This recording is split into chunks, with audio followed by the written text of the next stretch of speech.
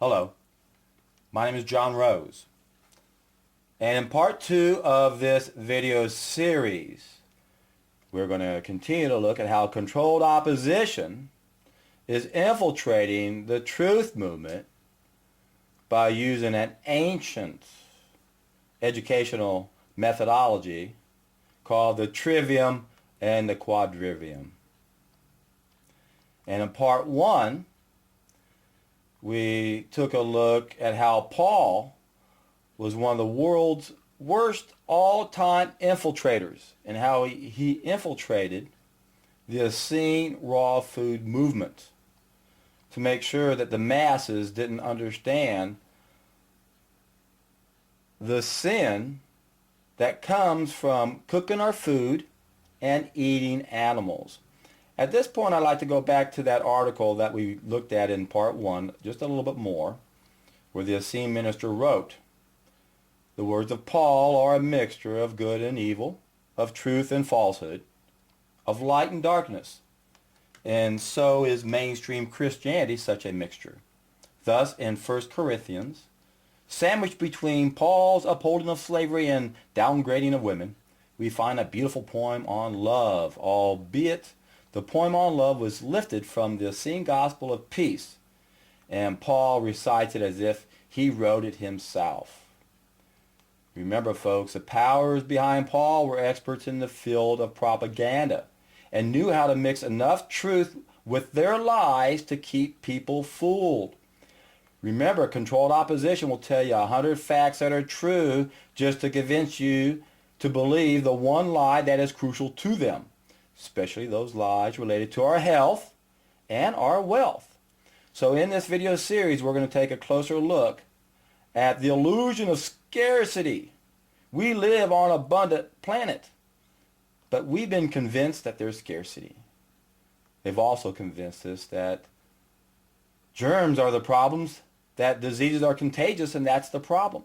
So those are parts of the things we want to look at to see how we're being deceived, because the best way to control the opposition, according to Lenin, is to lead it ourselves. And we see Paul was a prime example. And also remember, the people who rule the world, they don't really care what we know, only what we do with what we know. So they speak of false unity, but actually fragment the freedom movement. So not enough people focus on the right thing at any given time, while making sure we're too broke to make any lasting progress. As I've said many times, things will never change unless we reach the tipping point. Once again, if we don't reach the tipping point, things will never change. And what am I talking about here? It's about testing an idea as time has come.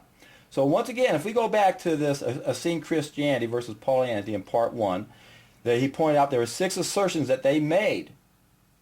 And they're all, our supporting quotations came from the intellectual cream of humanity, thinkers such as Thomas Jefferson, Carl Jung, Mahatma Gandhi, Robert Frost, Albert Schweitzer, Ernest Hemingway, Kahlil Gibran, Soren Kierkegaard, Will Durant, Martin Buber, George Bernard Shaw, and a host of others. In fact, there was a list of 20 people that he listed, and I'll scan down to that real quick right here. Here they are. Here are 20 lists of thinkers that all agree that Paul replaced the teachings of the Bible. Now, this is important to understand. This is crucial to understand how the rules of the world work. They mix in a lot of lie with a lot of truth and a little bit of the lies so they can convince us. Number one, this is the main thing they say in that article. By removing vegetarianism from the New Testament, the powers behind Paul accomplished 3 things. 1, they ensured that Christians would be too spiritually sluggish, the result of meat consumption, to actually follow the teachings of Jesus.